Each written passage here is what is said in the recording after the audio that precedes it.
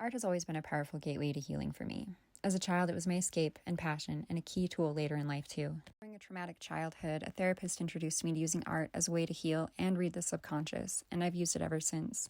Here are 5 of my favorite ways art can be used for healing. The first one is to paint your emotions. When I'm not sure how I feel, I start painting random faces that display the emotions that I feel. It does not matter if you are good at faces or not. The features can be overly exaggerated, and the face can even have multiple sets of eyes. The point is to paint what you're feeling so you can feel it fully, know its name, and release it.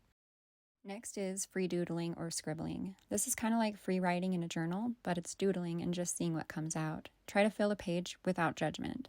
This can be very grounding, and you can learn a lot about yourself when you look back at the drawings and see what you draw most. I like to read my doodles kind of like tarot cards. Subconscious is always speaking.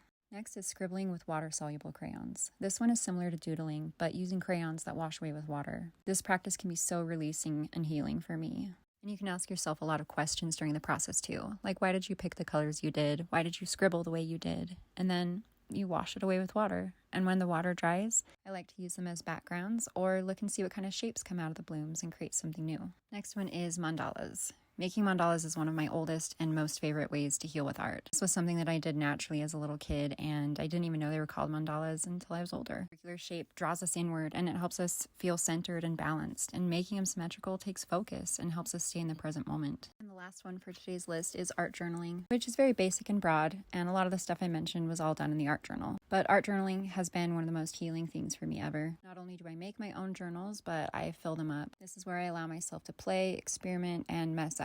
Even the unfinished and the ugly journals are so important. Complex trauma is called complex for a reason. There is no simple answer to healing from it, and art has been my top tool for my healing journey. This is just a short list. There's so many different ways to use art for healing, but I hope you found this helpful.